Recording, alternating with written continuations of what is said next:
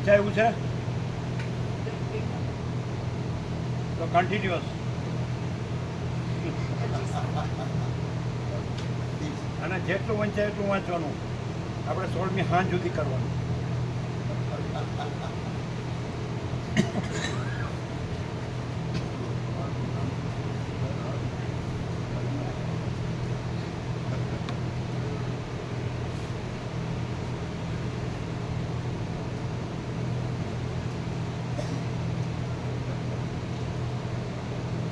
જ્યારે જવું હોય ત્યારે જાય.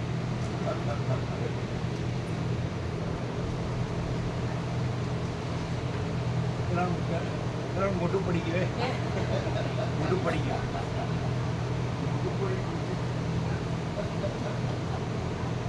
પડી ગયું કે નહીં? જોયું નહીં? પડી ગયેલું ન જોયું? પડી ગયું.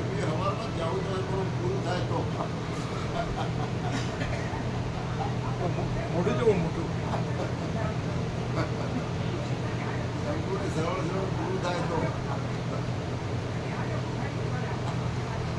શું કે છે? આજે પૂરું થાય ચાલે. શું કે છે?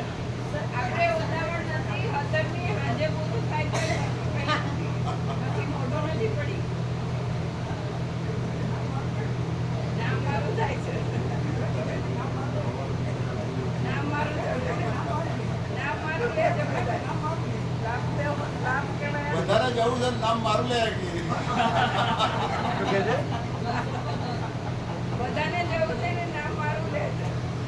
આ તો બધા જાય.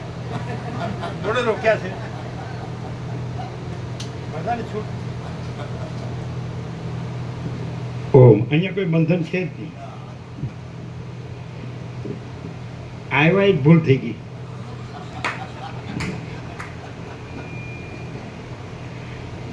ઓમ હે થાય છે, થાય છે.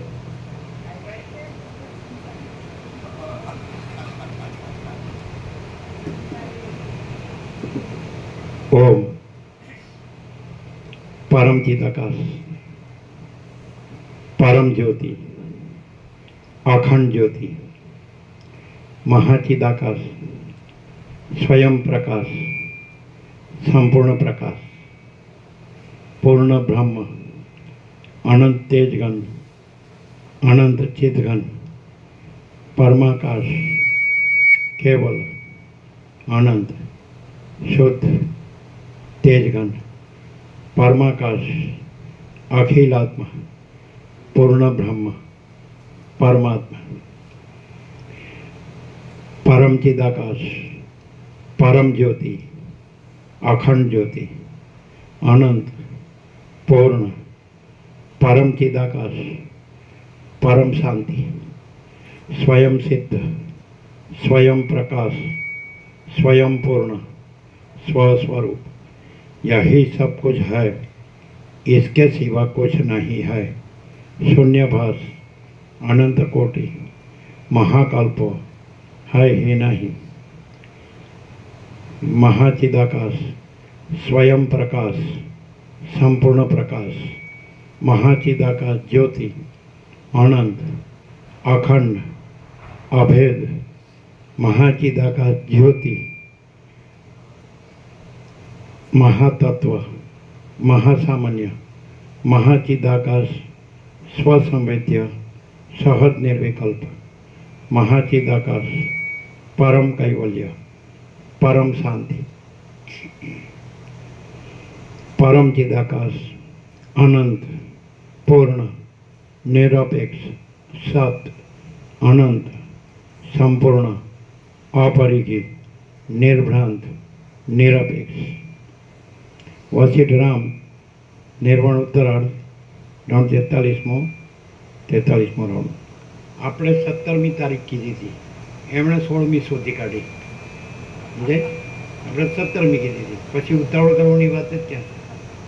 એમણે 9 શોધી કાઢ્યો તો 17મી જ બધા જાણતા હતા. તો પછી અને હવે એને 16મી શોધી કાઢી છે, પછી તોય પછી ઉતાવળ, એ તો બરાબર વ્યાજબી ન કહેવાય. 17મી એમણે શોધી, એટલે આપણે 35 દિવસ પૂર્ણ તો હવે એમની ગણતરી પ્રમાણે 16મી સાંજે થાય. પછી એમ કે અત્યારે જ પૂરું કરજો, એ તો ખોટું છે ને. અને એમાં કાપ નહીં મૂકવાનો અને આમાં કાપ મૂકવાનો, એટલે એ તો વિવેક કહેવાય જ નહીં. ઉપરથી એમાં કાપ મૂકીને આમાં વધવું જોઈએ, નહીં તો શું સાંભળ્યું.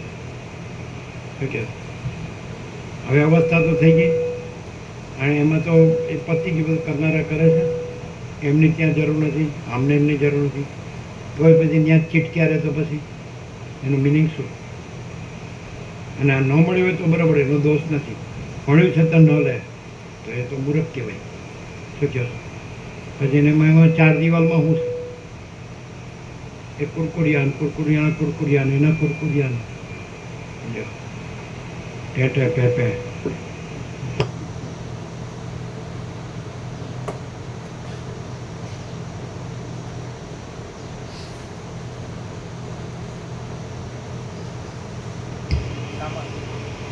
સામાન્ય વર્ણાશ્રમ વ્યવસ્થા પ્રમાણે પણ 100 વર્ષના આયુષ્ય પ્રમાણે 50 છોડી દેવું જોઈએ.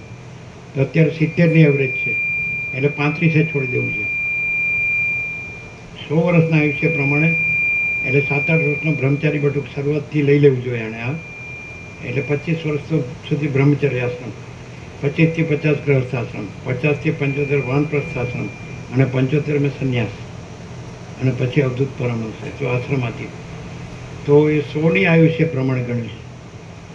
અને અહીં તો ગમે એટલા થાય તો એમાં ને એમાં જ મરી ગયા બધી. તો પછી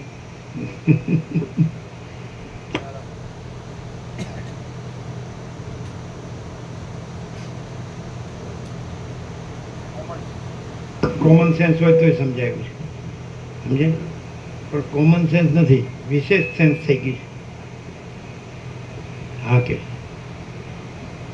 વિશેષ થઈ ગઈ, સેન્સ વિશેષ થઈ ગઈ. કોમન નો રહે, વિશેષ સેન્સ કહેવાય ને.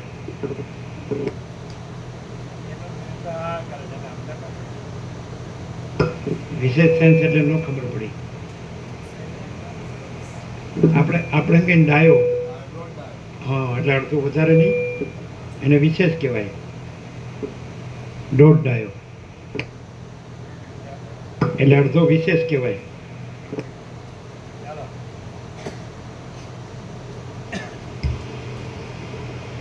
આદ્ય પરબ્રહ્મ સદગુરુ દેવ કી જય. ઓમ શ્રી પરમાત્મને નમઃ. સદગ્રંથોમાં શિરોમણી શ્રી યોગ વાસિષ્ઠ મહારામાયણ, નિર્વાણ પ્રકરણ ઉત્તરાર્ધ, પાના નંબર 1601, સર્ગ 155મો, વ્યાધની તપશ્ચર્યા વગેરે. આ 155મા સર્ગમાં વ્યાધના મૂળ તપ વડે ઘણા લાંબા કાળના ક્લેશને લીધે વિધાતાનું વરદાન મળતા આકાશ ગતિ, શરીરનું વધવું તથા મરણ થયા વિશે મુનિ વર્ણન કરશે. પ્રભુ જયેશ પ્રભુ મહેતાનો ફોન હતો, અને નારાયણ સ્વામી પ્રભુને હૃદયપૂર્વક પ્રણામ કીધા છે, અને એમની એન્જિયોપ્લાસ્ટી કરાવી છે, એટલે 5 જ મિનિટ મળે એમને. અને બધા ભાવિકોને ને પ્રભુને ફરીને હૃદયપૂર્વક પ્રણામ. બસો દેકમનો આપણે 35 વર્ષનો સંદેશ આપ્યો તો બરાબર છે ને? એ વાત થઈ. ચાલો બરાબર. એમની તબિયતને લીધે પ્રોટોકોલ હતો, એટલે થોડીક જ વાર, અને એમનાથી બોલાતું નથી, પણ આટલું બોલ્યા એટલું, અને તરત એ નીકળી ગયા ત્યાંથી. રામપ્રભુ ચિરંજીવીને આપણે કીધેલું, હા, એણે પોતે કીધેલું ને કે અમે ત્યાં રાત રોકાણ. હા, 600 દેકમનું કીધું તો 35 દિવસ, એટલે એ વખતે સારું થઈ જાય ને. પણ 600 દેકમ એટલે વાર ને. હા, એ તો 11મી ઓક્ટોબર છે, અને આ તો 13મી જૂન છે ને. તો જુલાઈ, ઓગસ્ટ, સપ્ટેમ્બર, ઓક્ટોબર, એટલે થઈ જાય ને ત્યાં તો. એટલે તમારે યાદ કરાવવાની જરૂર હતી, કાંઈ નહીં, તમને ખબર નહોતી. એટલે એ તો એને કીધેલું છે, રામપ્રભુ ચિરંજીવીને લિસ્ટ એણે જોયું એમાં. એટલે બધા આ વાત એની હાજરીમાં થતી, બધા હતા, રામપ્રભુ હતા, નાનપ્રભુ બધા હતા. એટલે કે 800 દેકમે રાખીએ 35 દિવસ એવું કીધું. પણ એમણે પોતે વાત કરી, એટલે પ્રોટોકોલનું શું હતું? એટલે એમને જે એન્જિયોપ્લાસ્ટી કરાવી છે ને, બીજું કંઈ ગળાનું છે, એટલે એમને બોલવાનું નહોતું, એટલે વધારે લોકોને એમને મળવાનું નહીં એમ, એ પ્રોટોકોલ. એટલે તોય જયેશ પ્રભુ થોડુંક મળીને બહાર તરત નીકળી ગયા. નીકળી ગયા? એટલે થોડી જ વાર મળીને તરત એમના રૂમમાંથી બહાર. એમના રૂમમાંથી? એ જે જગ્યાએ હતા ને, નારાયણ સ્વામી પ્રભુ જ્યાં હતા, ત્યાંથી તરત દર્શન કરીને પછી બહાર નીકળી ગયા. એટલે હોસ્પિટલમાં નહીં? ઘરે છે, ઘરે. એટલે ત્યાં એમના વિશ્રામ એમાં નીકળી જવાનું શું? રૂમમાંથી. એટલે એમને કંઈ ઇન્ફેક્શન કે ન થાય એના માટે જયેશ પ્રભુ થોડી વારમાં જ બહાર નીકળી ગયા. એમને મળવાનું ઓછું હોય, બધાને નહીં મળવાનું.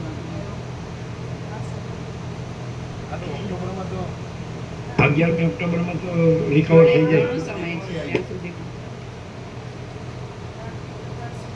પાના નંબર 1601, ડાબી બાજુ વચ્ચે. હાય, આ દ્રશ્યરૂપ ઘોર અવિદ્યા અનંત છે એમ અનુભવમાં આવે છે, અને સર્વત્ર સમાનતાનો બોધ કરનાર બ્રહ્મજ્ઞાન વિના બીજા કશાથી તેનું નિર્વાણ થઈ શકતું નથી.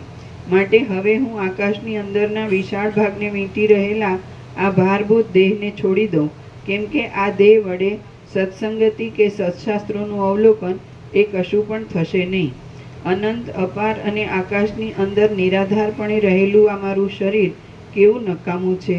એ શરીરથી મને કેમેય તત્વવેતાઓનો શુભ સમાગમ થાય નહીં. તમે આવો વિચાર કરશો અને પ્રાણને શરીરથી બહાર લઈ જવાની ધારણા બાંધશો, પછી જેમ કોઈ એક પક્ષી ખાધેલા ફળમાંથી નીરસ ભાગને બહાર ફેંકી દે છે, તેમ તમે એ શરીરને છોડી દેશો. આમ તમે ત્યાગ કરશો એટલે પછી વાયુના કરતાં પણ અતિ સૂક્ષ્મ એવો તમારો પ્રાણયુક્ત જીવ વાયુની પેઠે આકાશની અંદર રહેશે.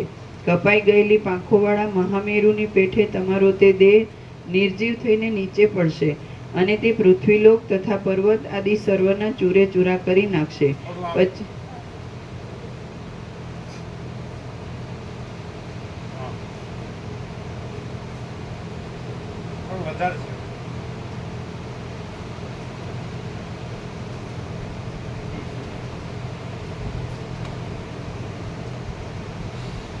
પછી રુધિરથી રહિત થઈ રહેલી ભગવતી કાલી માતૃગણો સાથે રહીને તે સમયે તમારા એ દેહનું ભક્ષણ કરશે, એટલે પૃથ્વી નિર્દોષ થઈ જશે.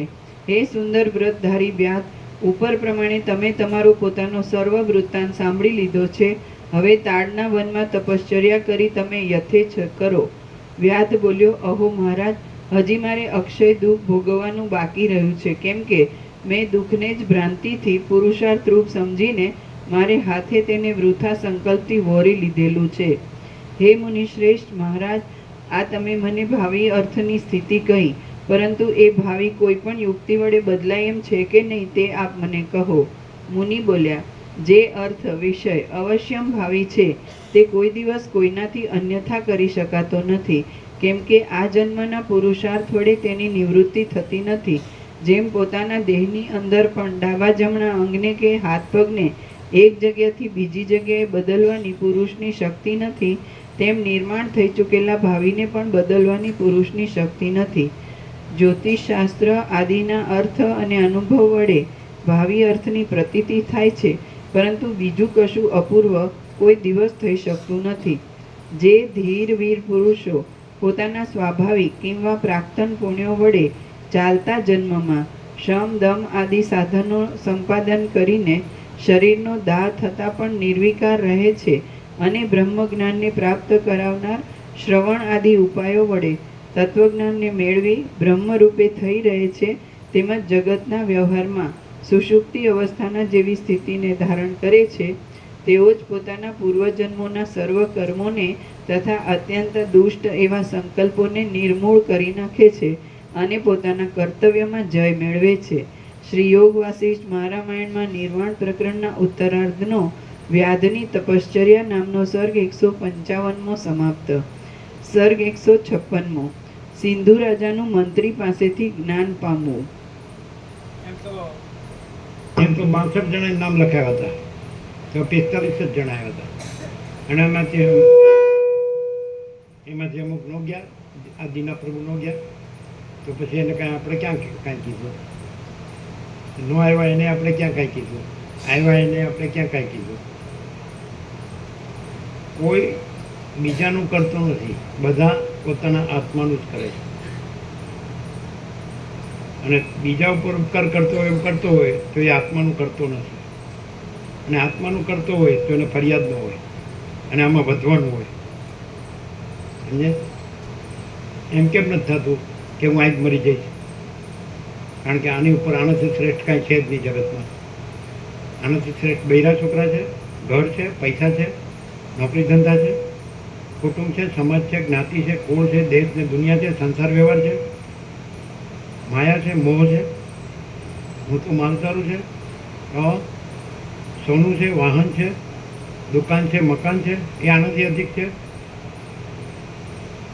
તો પછી અને પછી કેટલું જીવવું છે? અને એ તો બધું જોયેલું છે અને કરેલું છે, તો ક્યાં સુધી? પછી એમ ભાન ન થાય કે ખરેખર આ બધું આત્મા છે અને બીજું કંઈ છે જ નહીં? તો પછી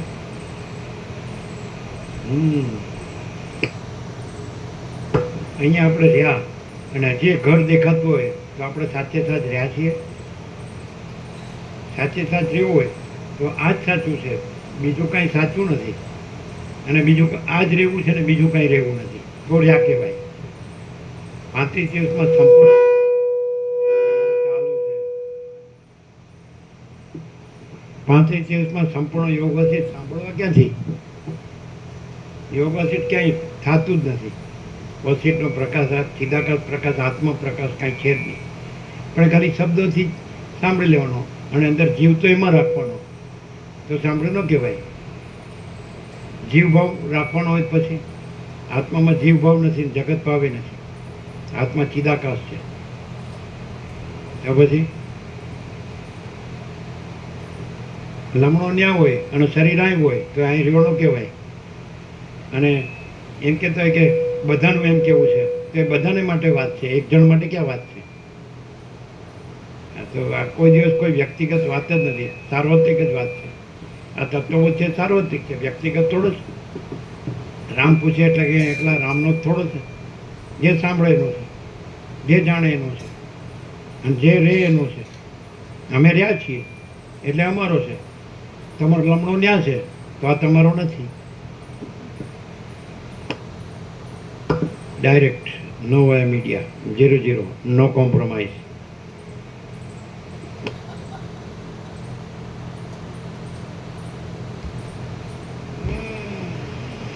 श्री योग वासिष्ठ वसिष्ठ में सब ठग पकड़ जाते हैं. श्री योग वासिष्ठ મહારામાયણમાં નિર્વાણ પ્રકરણના ઉત્તરાર્ધનો ઘણા આખા ગામે છોડી દીધું. તમે એક જણની અહીં થોડા જણની વાત કરો, આખા ગામે છોડી દીધું તો શું કરશો? છબા પ્રભુના પુણ્ય પૂરા થઈ ગયા.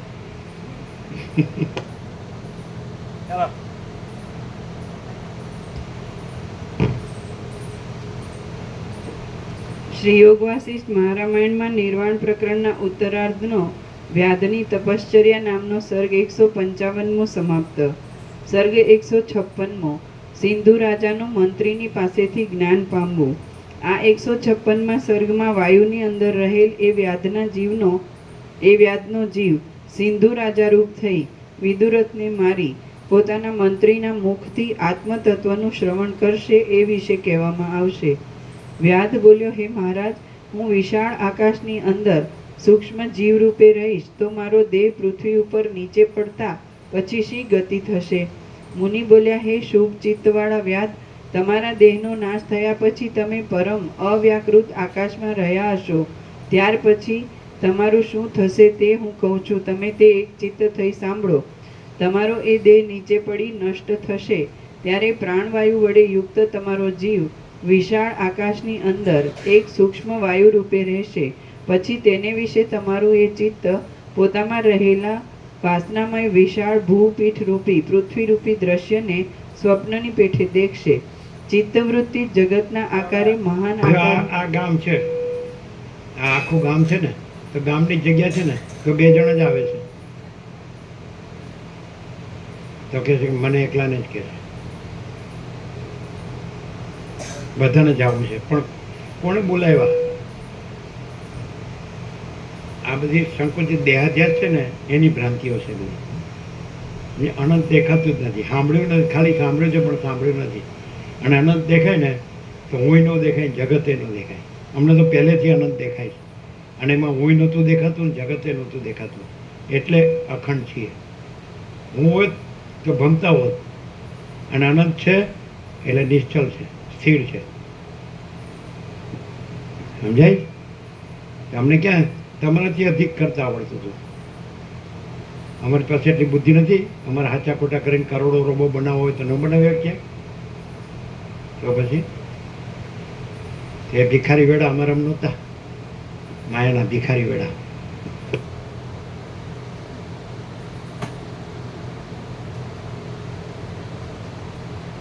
वशिष्ठ केवल परम तत्व के ही पुजारी है, सारी दुनिया केवल माया की ही भिखारीन है.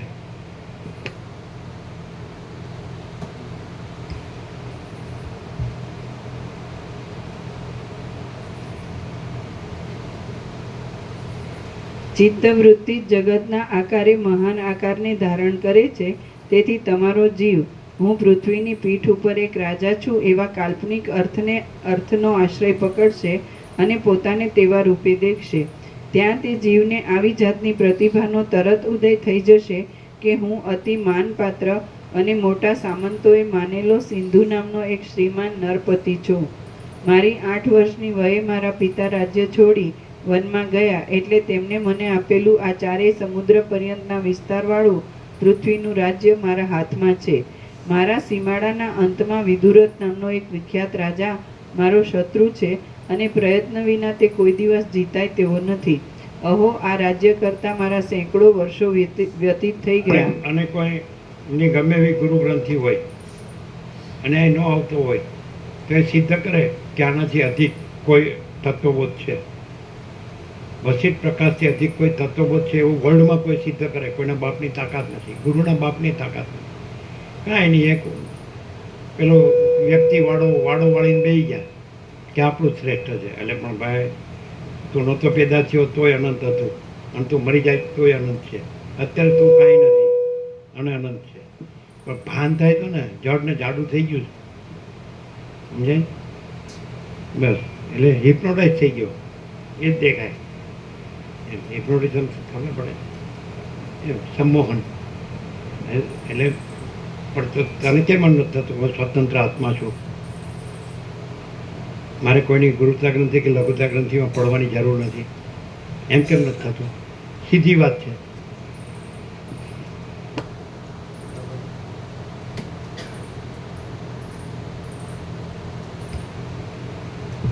આપણે પહેલેથી કોઈની ગુરુતા ગ્રંથિ કે લઘુતા ગ્રંથિમાં પડ્યા જ નથી, અને આપણે પહેલેથી એકલા જ છીએ અને સદા એકલા રહેવાય. આપણે કોઈની સાથે નથી, કોઈ આપણી સાથે નથી. જે આવ્યા એ પોતાનું લઈને આવ્યા ને પોતાનું લઈને ગયા. એમાં આપણે શું કરીએ? અહીં તો જો હૈ સો હૈ, ચિદાકાશ હી ચિદાકાશ, જો હૈ સો હૈ.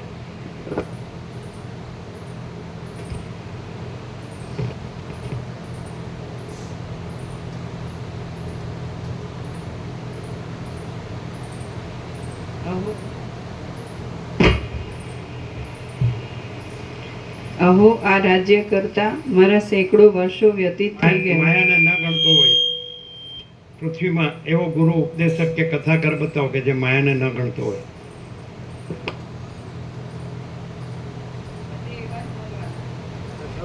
પૃથ્વીમાં ક્યાંય પણ બધે એવા જ મળવાના, માયા અને ભોગ ને આ એટલે શિષ્યો ને આશ્રમો ને સંસ્થા ને ખ્યાતિ ને ઉત્સવો ને.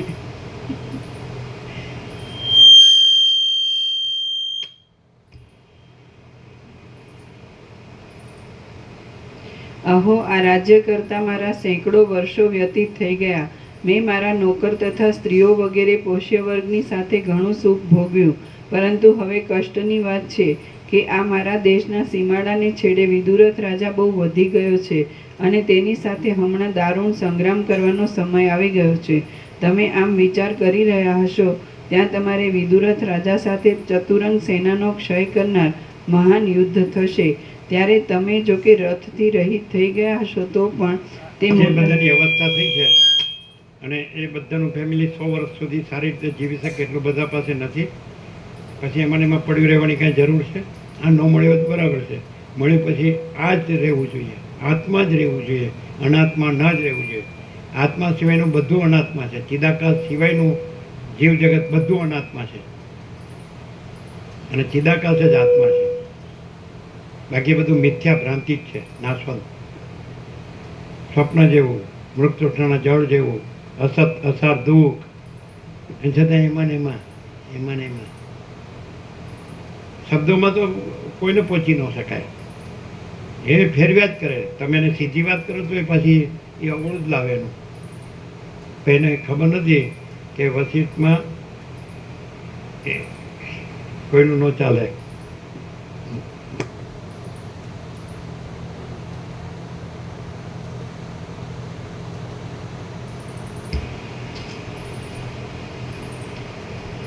ત્યારે તમે જો કે રથથી રહિત થઈ ગયા છો તો પણ એ મોટા યુદ્ધમાં તમે ખડગરૂપી લતા વડે વિદુરથની જંઘાને કાપી નાખશો અને તેને મારી નાખશો.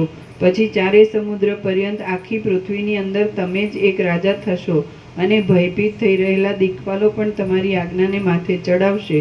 હવે તમે સિંધુ નામના રાજારૂપ થયા હશો અને તે સર્વ ભૂમંડળના રાજ્યને પ્રાપ્ત થતાં તમે તમારા પંડિત મંત્રીઓની સાથે નીચેની કથાઓ કરશો.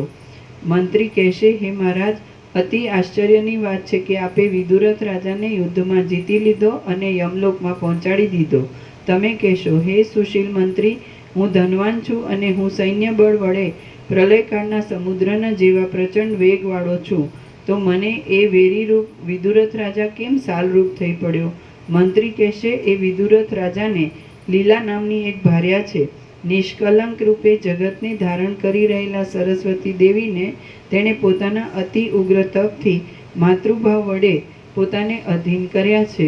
જગતની સ્થિતિ કરનારા ભગવતી સરસ્વતી દેવી એ લીલાને પોતાની પુત્રી રૂપ માની તેના મોક્ષ આદિ કાર્યોને પણ લીલા માત્ર વડે સાધી આપે છે. તે સરસ્વતીના વરદાનના પ્રભાવ વડે તે લીલા શબ્દ માત્રથી આ જગતને ક્ષણ માત્રમાં નહીં જેવું બનાવી દે તેમ છે. તો પછી તમારો નાશ કરવામાં તેને શું શ્રમ કરવો પડે? સિંધુ રાજા કહેશે, તમે જે કહો છો તે બરાબર છે. ખરેખર જેમ તમે કહો છો તેમ જ હોય તો એ વિદુરથ રાજાને જીતી લેવો અશક્ય છે, છતાં યુદ્ધમાં તેનો વધ થયો એ વાત આશ્ચર્યકારક છે. એવી રીતે ભગવતીનો કૃપાપાત્ર એ વિદુરથ રાજા આ દારૂણ યુદ્ધની અંદર વિજયને કેમ પ્રાપ્ત થયો નહીં? મંત્રી કહેશે, હે કમળ જેવા સુંદર નેત્રવાળા રાજા, એ વિદુરથ રાજા સર્વકાળમાં ખેદ રહિત થઈ નિરંતર તે દેવીની પ્રાર્થના કરતો હતો કે આ સંસારથી મારો મોક્ષ થાઓ. આથી હે મહારાજ, ભગવતીએ પોતાના સત્ય સંકલ્પણાથી તેને મોક્ષ જ આપ્યો છે, એટલે તે પોતાની મેળે જ યુદ્ધમાં પરાજય પામી ગયો છે. સિંધુ રાજા કહેશે, જો એમ જ હોય તો હું પણ એ ભગવતી દેવીની નિરંતર પૂજા કરું છું, છતાં તે મને મોક્ષ કેમ નથી આપતા? મંત્રી કહેશે, ચિદ્રૂપ અને જ્ઞાન સ્વરૂપ. મંત્રી કહેશે, ચિદ્રૂપ અને જ્ઞાન સ્વરૂપ એ ભગવતી દેવી સર્વના હૃદયમાં રહેલા છે અને તે જ સરસ્વતી નામથી કહેવાય છે. જે પુરુષ પોતાના હિતમાં રહેલા એ ચિદ્રૂપ ભગવતી પાસે જેવી પ્રાર્થના કરે છે તેવા ફળને એ તત્કાળ આપે છે. તે ભગવતી પોતે જ સત્ય સંકલ્પને લીધે ફળ રૂપે અનુભવમાં આવે છે. હે શત્રુનાશન, તમે એ ભગવતીની પ્રાર્થના મોક્ષ માટે નથી કરી, તમે તો પોતાનું હિત કરનારા એ ચિદ્રૂપ ભગવતીની શત્રુની શાંતિને માટે પ્રાર્થના કરી છે. સિંધુ રાજા કહેશે, મારી પેઠે વિદુરથ રાજાએ કેમ ભગવતીની પાસે રાજ્યને માટે પ્રાર્થના કરી નહીં, તેમ મેં પણ વિદુરથ રાજાની પેઠે શુદ્ધ ચિન્મય દેવીની પાસે મોક્ષ માટે કેમ પ્રાર્થના કરી નહીં?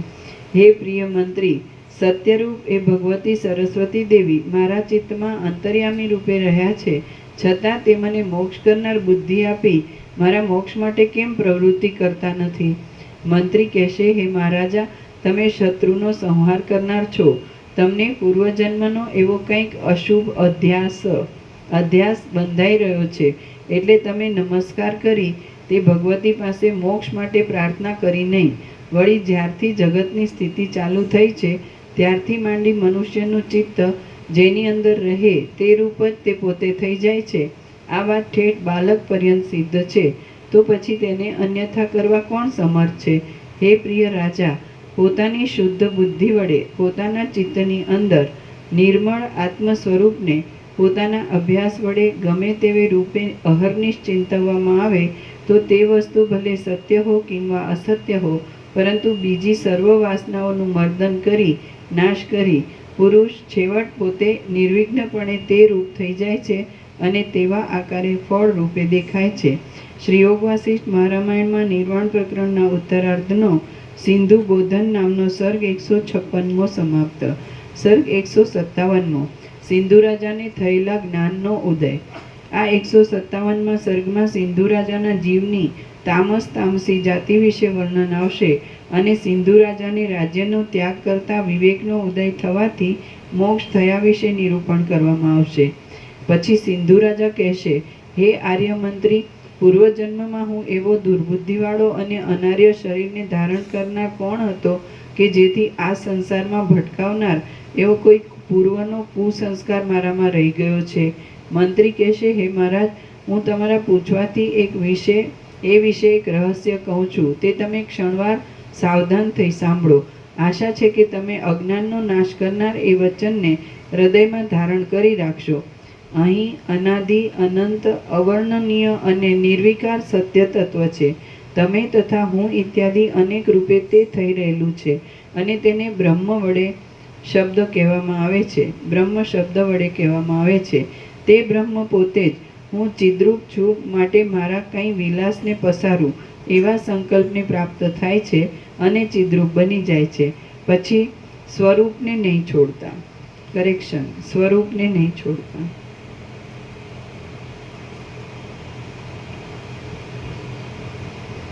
પછી સ્વરૂપને નહીં છોડતા તે જાણે જીવ ભાવને પ્રાપ્ત થઈ ગયેલ હોય તેમ રહે છે. ચિત્ત એ એક આકાશના જેવા નિર્મળ આત્માની ઉપાધિરૂપ છે અને તે જ આતિવાહિક દેહરૂપ છે એમ તમે સમજો. આદિભૌતિક આદિ સ્થૂળ રૂપ પણ તે જ થઈ જાય છે. બાકી કાંઈ તેનાથી આદિભૌતિક સ્થૂળ દેહ આદિ કશું જુદું નથી. આ ચિત્ત નિરાકાર છે, છતાં તે આલોક તથા પરલોક આદિ તેમજ સ્વપ્ન આદિ રૂપે થનારા સંકલ્પો વડે જાણે સાકાર હોય તેવું થઈ રહ્યું છે અને તે સત્ય આત્મતત્વનો જ એક વિવર છે. નિરાકાર ચિત્ત જ વિશાળ જગતના આકારે થઈ રહેલું છે એમ તત્વવેત્તાઓનું સમજવું છે.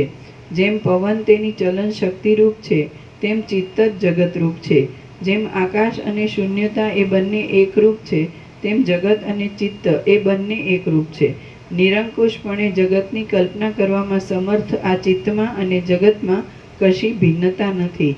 હૃદયમાં વાસના રૂપે રહેલા જગતનો સમૂહ વસ્તુતઃ કશારૂપ નથી, છતાં તે જાણે બહાર કાંઈ દ્રશ્ય રૂપે રહેલો હોય એમ જણાય છે. બાકી તત્વદ્રષ્ટિથી જોઈએ તો આ જગત નિરાકાર ચિત્તરૂપ જ છે. તે જગત કાંઈ ખરી વસ્તુ નથી તેમ સમજો. પ્રથમ અવિનાશી બ્રહ્મપદમાં સાત્વિક હિરણ્યગર્ભનો સમષ્ટિ શરીર રૂપે પ્રાદુર્ભાવ થયો અને પછી વ્યષ્ટિભાવને પામીને ક્રમે કરી તમારા તામસી જાતિના જીવરૂપ તે થઈ ગયો. સિંધુ રાજા કહેશે, હે મહાભાગ્યવાન મંત્રી, તમે જે તામસી કહો છો તે શું છે? તેમ પરબ્રહ્મની અંદર એ સર્વ સંજ્ઞાઓ પ્રથમ કોણે કલ્પેલી છે? મંત્રી કહેશે, જેમ અવયવ વડે યુક્ત મનુષ્યને હાથ આદિ અવયવો રહ્યા હોય છે તેમ નિરવયવ આત્મા માયા વડે હિરણ્યગર્ભ રૂપે થઈ જાય છે ત્યારે પોતાની અંદર જુદી જુદી સંજ્ઞાઓની કલ્પના કરી લે છે. સમષ્ટિ રૂપે એ હિરણ્યગર્ભ આત્મારૂપ છે અને તે પોતાની વ્યષ્ટિ જીવોમાં જુદી જુદી સંજ્ઞાઓને કલ્પે છે. તે પોતાના આતિવાહિક સૂક્ષ્મ સમષ્ટિ દેહને આદિભૌતિક સ્થૂળ રૂપે બનાવે છે અને તેની અંદર પૃથ્વી આદિ સંજ્ઞાઓને ધારણ કરે છે. આ જગતનો ભાસ એક સ્વપ્ન જેવો છે અને તેની અંદર તે પોતે જ સંકલ્પરૂપ બની જાય છે. તેમજ પોતે જ જુદી જુદી સંજ્ઞાઓ રૂપ થઈ જાય તે વડે વ્યવહાર કરે છે. તેમાં પ્રથમ તમારા ઉદ્દેશથી તમને વ્યષ્ટિ જીવરૂપે કલ્પવામાં હિરણ્યગર્ભના સંકલ્પમાં આ જીવ મહાતામસ જાતિનો છે એવું સ્ફુરણ ઉઠ્યું. એટલે આતિવાહિક સૂક્ષ્મ દેહના આકારે રહેલી તમારી જાતિને તામસ તામસી નામથી કહેવામાં આવી છે. હે મહારાજ, બ્રહ્મ નિર્વિકાર છે. તે જાણે વિકારી હોય તેવું થઈ જઈ જીવભાવને પ્રાપ્ત થાય છે અને તેની જુદી જુદી સંજ્ઞાઓવાળી જાતિઓ કલ્પવામાં આવી છે. જેઓ કલ્પના સૃષ્ટિના આદિકાળમાં જાણે બ્રહ્મની અંદર જીવભાવને પ્રાપ્ત થઈ ગયા હોય તેવા જણાય છે અને જેઓ સ્વભાવ સિદ્ધ એવા જ્ઞાન વૈરાગ્ય ઐશ્વર્ય આદિ વડે યુક્ત બુદ્ધિથી મુક્ત હોઈને સાક્ષી રૂપે દ્રષ્ટા બને છે. બીજું કરેક્શન, દ્રષ્ટા બને છે. જેઓ કલ્પના આદિકાળમાં જાણે બ્રહ્મની અંદર જીવભાવને પ્રાપ્ત થઈ ગયા હોય તેવા દેખાય છે અને જેઓ સ્વભાવ સિદ્ધ એવા જ્ઞાન વૈરાગ્ય ઐશ્વર્ય આદિ વડે યુક્ત બુદ્ધિથી મુક્ત હોઈને સાક્ષી રૂપે દ્રષ્ટા બને છે, તેઓ તે જ જન્મમાં મુક્ત થઈ જાય છે અને તેમની જાતિ સાત્વિકી કહેવાય છે, જેવા કે સનકાદિક. હે માનને આપનાર મહારાજા, જેઓ અમુક મુદત સુધી સંસારના હેતુરૂપે રહેલા અજ્ઞાનના અસ્તિત્વને લીધે તેટલો સમય સંસારમાં રહે છે અને પછી તે જ જન્મની અંદર જ્ઞાન ઐશ્વર્ય આદિ ઉત્તમ ગુણો વડે યુક્ત થઈ જાય તે જ જન્મમાં મુક્ત થઈ જાય છે, તેમની કેવળ સાત્વિકી જાતિ કહેવાય છે. આમ જાતિને ઓળખનારાઓમાં પણ શ્રેષ્ઠ એવા ડાયા પુરુષોનું કહેવું છે. જે જાતિ કલ્પના આદિ સમયમાં નવીન રૂપે પ્રકટ થાય છે અને અનેક જન્મો વ્યતીત થયા બાદ ભોગ તથા મોક્ષ એ બંનેને ક્રમપૂર્વક ભોગવે છે, તે જાતિને ઓળખનારા સત્પુરુષો રાજસી કહે છે. હે માનદ મહારાજ, જે જાતિ 5-10 જન્મો વ્યતીત થયા બાદ એક કલ્પમાં વિવેક આદિ ઉત્તમ ગુણોથી રહિત હોય અને જે અનેક જન્મ પરંપરા ભોગવ્યા બાદ ઉત્તમ ગુણોને પ્રાપ્ત થાય તે જાતિ કેવળ રાજસી કહેવાય છે. જે જાતિ કલ્પના આરંભથી માંડીને અનેક કીટ જાતિમાં, સ્થાવર જાતિમાં અને ભિલ્લ આદિ જાતિમાં ભટક્યા કરે છે અને પછી લાંબા સમય મોક્ષને પ્રાપ્ત થાય છે, તે જાતિને ઓળખનારા સત્પુરુષો તામસી જાતિ કહે છે. જે જાતિ સામાન્યપણે અનેક જન્મોને પ્રાપ્ત થયા બાદ મોક્ષને પ્રાપ્ત થાય છે, તે જાતિને ઓળખનારા પુરુષો કેવળ તામસી જાતિ કહે છે. આ ક્રમ વડે જાતિઓના અનેક પ્રકારના ભેદોની કલ્પના છે. તેમાંથી હે માન આપનાર મહારાજ, તમે તામસી જાતિમાં ઉત્પન્ન થયા છો. હે વીર રાજા, તમારા અનેક જન્મો વ્યતીત થઈ ગયા છે અને તે જન્મો વિવિધ તથા વિચિત્ર છે. તે સર્વને હું જાણું છું, પણ તમે જાણતા નથી. તેમાં પણ વિશેષે કરીને તમારું આ મહાશબનું શરીર અનંત આકાશમાં ગતિ કરનારું હતું. તે વડે તમારો ઘણો લાંબો કાળ વૃથા વીત્યો છે. આમ જ્યારે તમે તામસી જાતિ વડે ઉત્પન્ન થયા છો ત્યારે આ સંસારરૂપી ખાડામાંથી તમારો મોક્ષ થવો દુર્લભ લાગે છે. સિંધુ રાજા કહેશે, હે આર્ય મંત્રી, અધમ એવી આ તામસી જાતિ કયા ઉપાયથી જીતાય, તમે તે મને કહો. જો કંઈ એવો પવિત્ર ઉપાય હોય તો હું જ્યાં સુધી આ દેહ રહે ત્યાં સુધી તમારા કહેવા પ્રમાણે વર્તન રાખું, માટે તે કહો. મંત્રી કહેશે, હે મહાબુદ્ધિશાળી રાજા, આ ત્રણેય લોકની અંદર એવું કશું પણ નથી કે જે ઉદ્વેગ પામ્યા વિના અસ્ખલિત પુરુષ પ્રયત્ન વડે પ્રાપ્ત ન થાય. જેમ આજના કરેલા સત્કર્મથી ગઈકાલના દુષ્કર્મ ઢંકાઈ જઈ શુભ રૂપ પકડે છે, તેમ તમે પણ આ જન્મના પુરુષ પ્રયત્ન વડે પ્રાક્તન જાતિને જીતી લઈ સત્કાર્યમાં જોડાઈ જાઓ. જે મનુષ્ય જે અર્થને માટે પ્રાર્થના કરે છે તથા યત્ન કરે છે તે અર્થને તે અવશ્ય મેળવે છે, સિવાય કે વચમાં થાકી જઈને તે પોતાનો પુરુષાર્થ મૂકી ન દે.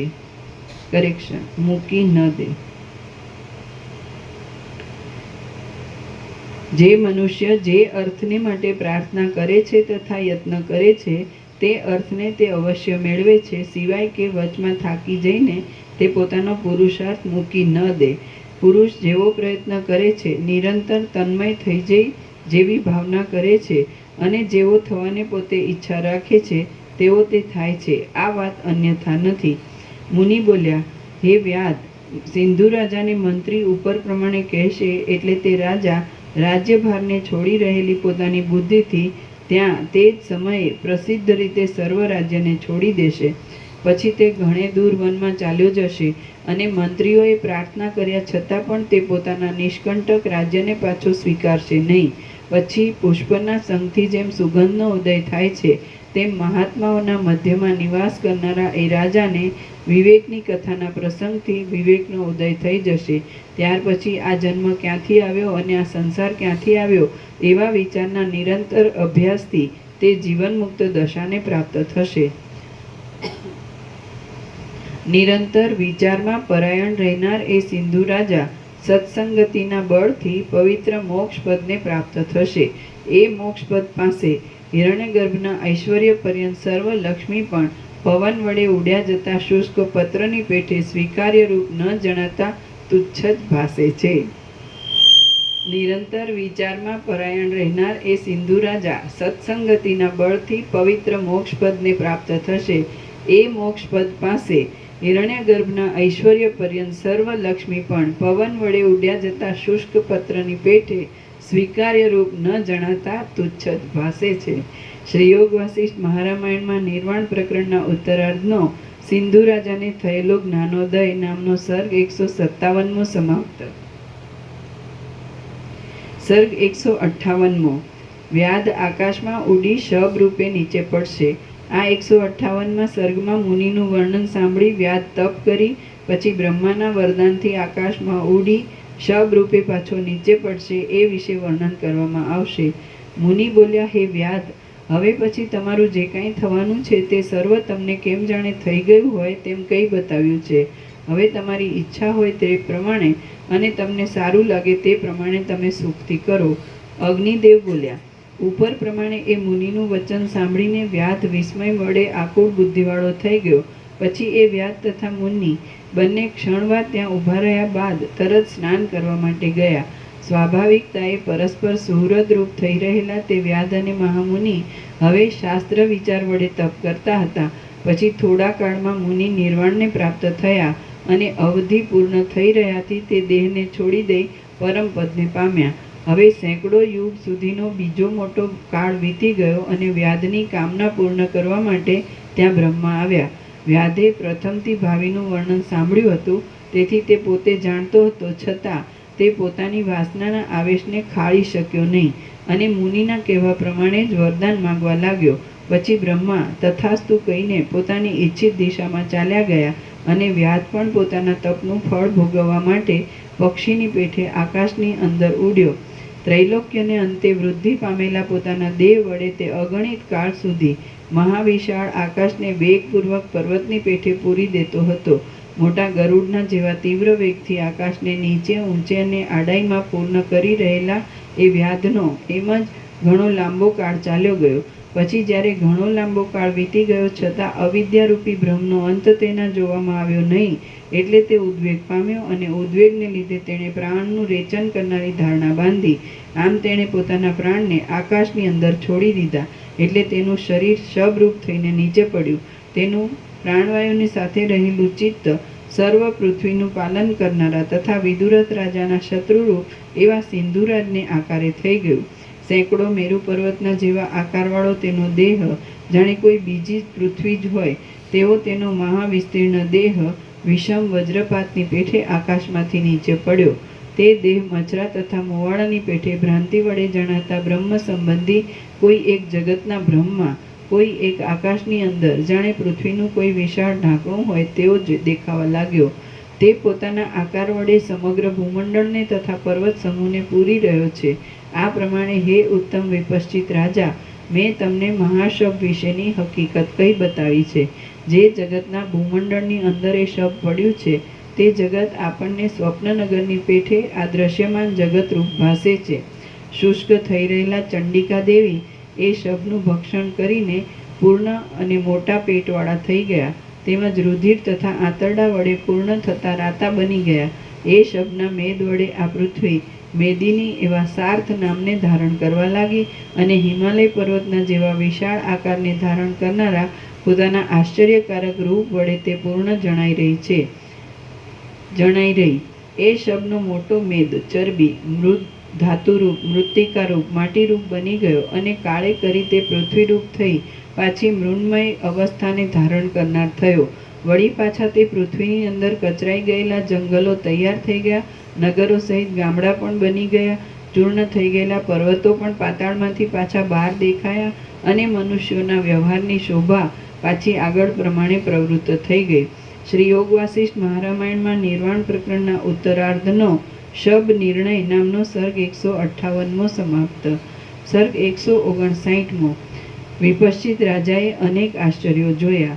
આ 159મા સર્ગમાં અગ્નિદેવ વિપશ્ચિત રાજાને ઉપદેશ આપી ઇન્દ્ર પાસે જશે અને પછી વિપશ્ચિત રાજાને અનેક આશ્ચર્યો દેખાયા વિશે તથા અંતે બ્રહ્મ તત્વ જણાયા વિશે વર્ણન આવશે.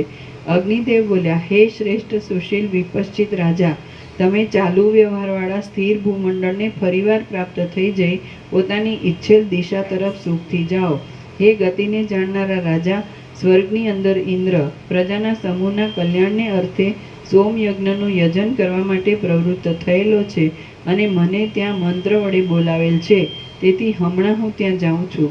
ભાસ બોલ્યા, ઉપર પ્રમાણે કહી ભગવાન અગ્નિ ત્યાં જ અંતર્ધાન થઈ ગયા અને જેમ વીજળીનો અગ્નિ આકાશમાં લીન થઈ જાય છે તેમ તે નિર્મળ આકાશમાં ચાલ્યા ગયા. ત્યારે હું પોતે પ્રથમની પોતાની અવિદ્યાનો અંત જોવાના સંસ્કારોને ધારણ કરી રહ્યો હતો અને મેં પણ મારા કર્તવ્યને સિદ્ધ કરવા માટે આકાશની અંદર રહી ભ્રમણ કરવા માંડ્યું. ફરીવાર પણ એ આકાશની અંદર અસંખ્ય જગતો મારા જોવામાં આવ્યા અને તે જગતો નાના પ્રકારના આચાર વિચારવાળા તથા અનેક પ્રકારના આકારવાળા હતા. હે મહારાજ, કોઈક ઠેકાણે જગતો છત્રમય અવયવોવાળા અને પરસ્પર એકબીજા સાથે સંલગ્ન થયેલા દેખાતા હતા. તેઓ મંદ રીતે ગતિમાન જણાતા હતા અને હૃદયને પણ હરી લેતા હતા. હે દશરથ રાજા, કોઈ સ્થળે મૃન્મય દેહવાળા સર્વ પ્રાણીઓ જોવામાં આવતા હતા અને મંદ ગતિવાળા તથા પર્વતના જેવા તે મહાવિશાળ દેખાતા હતા. કોઈ એક જગતની અંદર પ્રાણીઓ કાષ્ઠમય અવયવવાળા જણાતા હતા અને ક્યાંક પાષાણમય દેહવાળા અસંખ્ય જીવો નજરે આવતા હતા. વળી ચિદાકાશની અંદર ક્યાંક તો પ્રાણીઓ જીવતા સુધી પાષાણની પ્રતિમાની પેઠે એક જ ઠેકાણે રહેલા અને પરસ્પર કેવળ સંભાષણ આદિ વાણીના વ્યાપારની કરી રહેલા મારા જોવામાં આવ્યા. એ પ્રમાણે ઘણા લાંબા કાળ સુધી મેં જોયા કર્યું તો મારો દેહ પણ સ્વપ્નમય હતો, તેથી તે વારંવાર નાશ પામતો હતો.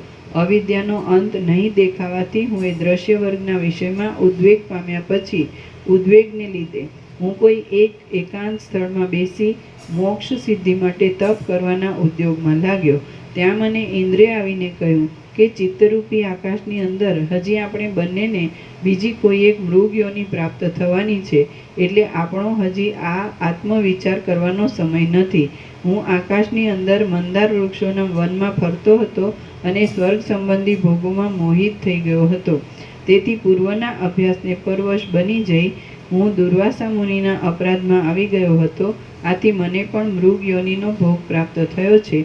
આ પ્રમાણે જ્યારે ઇન્દ્રે મને કહ્યું ત્યારે હું ઇન્દ્રને કહેવા લાગ્યો કે હે મહારાજ, હું આ સંસારથી બહુ ખેદ પામ્યો છું. હવે હું તરત તેમાંથી મુક્ત થાઉં એવો કોઈ ઉપાય બતાવો. આવું મારું કહેવું સાંભળી તે બોલ્યા કે હું નિરાકાર અને અવસ્થાત્રયથી રહિત શુદ્ધ આત્મારૂપ છું. એવું તત્વજ્ઞાન થવાથી જ તરતમાં મુક્તિ મળે છે. આ વાત તમે વ્યાસ તથા મુનિના સંવાદના પ્રસંગમાં અગ્નિ દ્વારા સાંભળેલી પણ છે. માટે તમે કંઈ બીજું જ વરદાન મારી પાસે માંગો. ઇન્દ્રે આ પ્રમાણે કહ્યું એટલે તેના કહેવા ઉપરથી મેં મૃગયોની આવ્યા પછી મારું શું થશે તે જાણવારૂપી વરદાન તેની પાસે માંગ્યું. ઇન્દ્ર બોલ્યા, તમારું પોતાનું આત્મ ચૈતન્ય જ મૃગ યોનિની અંદર ઘણા કાળથી ગમન કરવા ઈચ્છે છે. તમારા સંબંધમાં આ વાત અવશ્ય થવાની છે. કરેક્શન, અવશ્ય થવાની છે.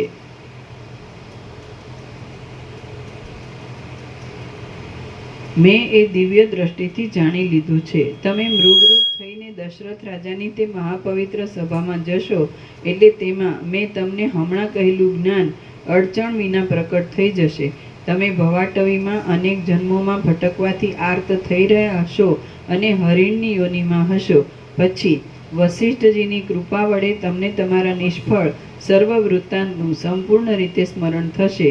એ સર્વ સ્વપ્નના ભ્રમની પેઠે, પોતાના સર્વ સંકલ્પો વડે ખડા થઈ ગયેલા સંકલ્પનગરની પેઠે અને પરલોકના અર્થના અનુભવને બતાવનાર કથામાં વર્ણવેલા અર્થની પેઠે આભાસરૂપ હશે. જ્યારે તમે મૃગભાવથી રહિત થઈ જઈ પુરુષરૂપ થઈ જશો, ત્યારે તમારા જ્ઞાનાગ્નિ વડે તમારો મૃગદેહ બળી જશે અને તમને હૃદયમાં રહેલા આત્મતત્વનું સ્ફુરણ થશે.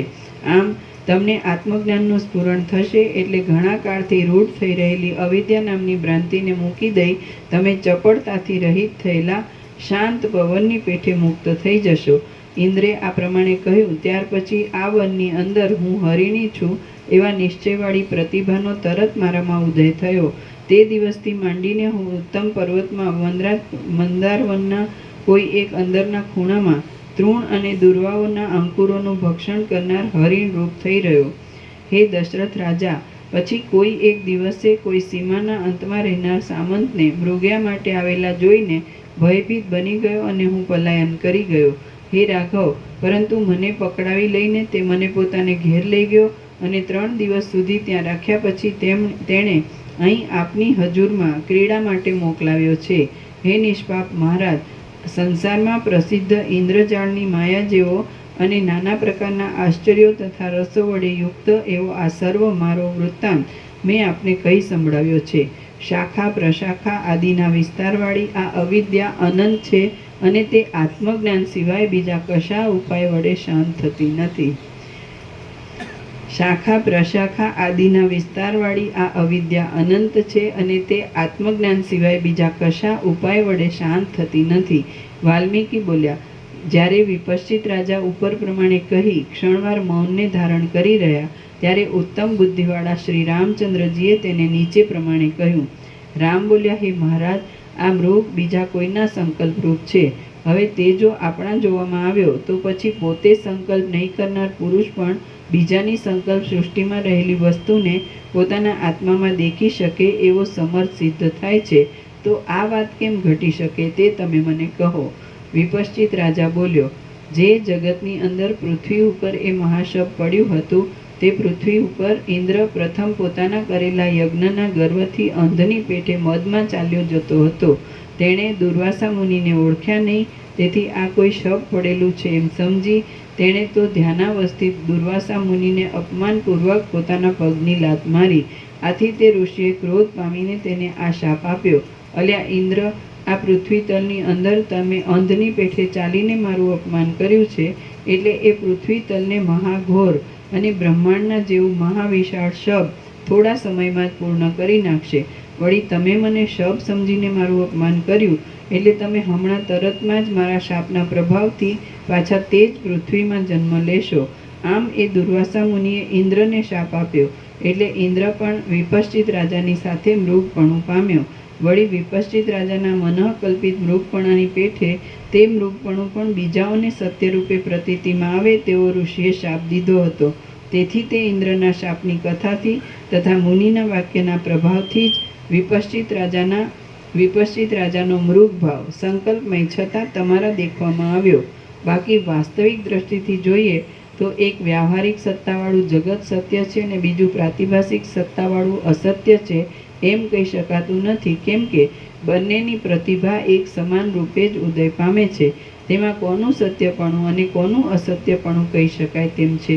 હે રામચંદ્રજી, વિશેષમાં વળી આ યુક્તિ સમૂહમાં હું એક બીજી યુક્તિ કહું છું, તે તમે સાંભળો એટલે તમને સારી રીતે સ્ફુટ અનુભવ થાય.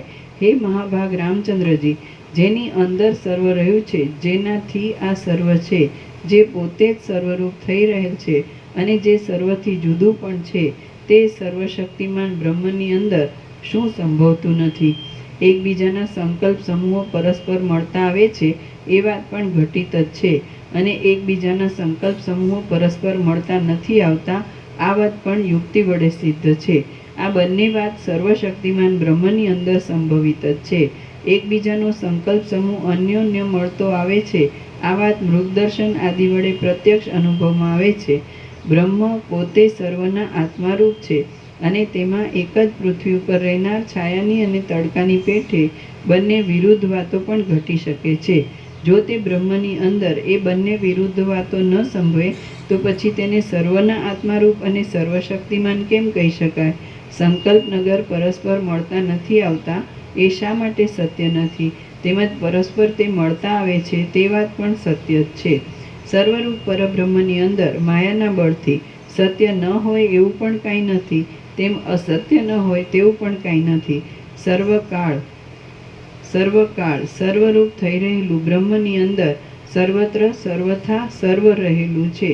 અહો, મનને મોહમાં નાખી દે એવી આ માયા વિષમ છે.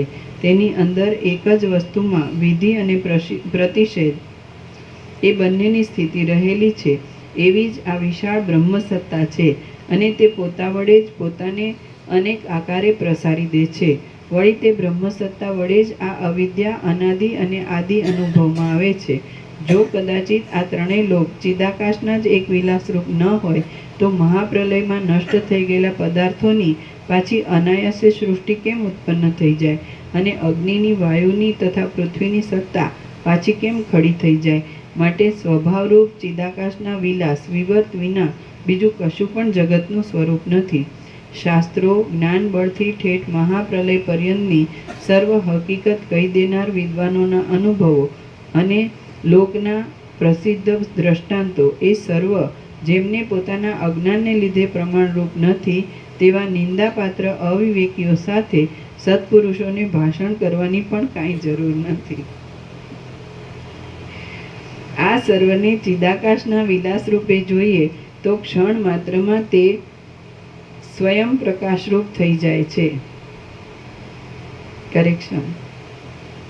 આ સર્વને ચિદાકાશના વિલાસ રૂપે જોઈએ તો ક્ષણ માત્રમાં તે સ્વયં પ્રકાશરૂપ થઈ જાય છે. બાકી બીજી ભ્રાંત દ્રષ્ટિથી જોતા બીજું કરેક્શન. આ સર્વને ચિદાકાશના વિલાસ રૂપે જોઈએ તો ક્ષણ માત્રમાં તે સ્વયં પ્રકાશરૂપ થઈ જાય છે. બાકી બીજી ભ્રાંત દ્રષ્ટિથી જોતા તેમાં કશો સાર જણાતો નથી. માટે જ્ઞાન દ્રષ્ટિ વડે જે સિદ્ધ થાય તે જ સારરૂપ છે તેવું વિદ્વાનોનું સમજવું છે.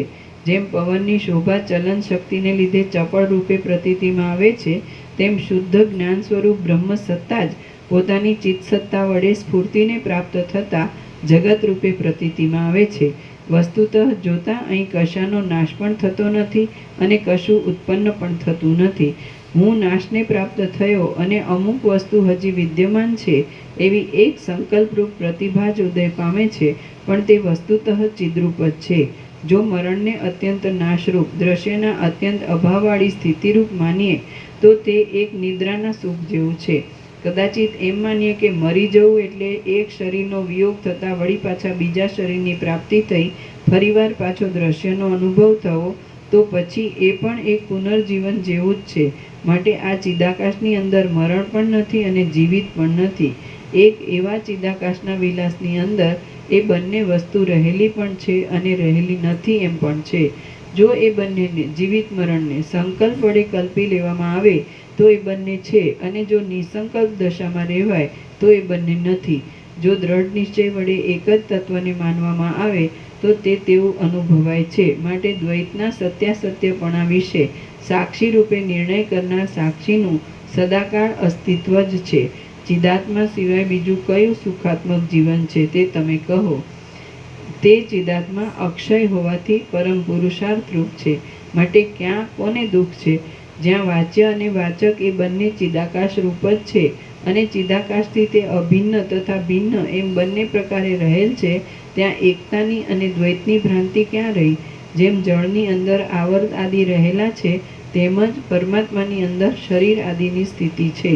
આ સર્વ ચિદાકાશની સત્તાનો જ એક વિલાસ છે.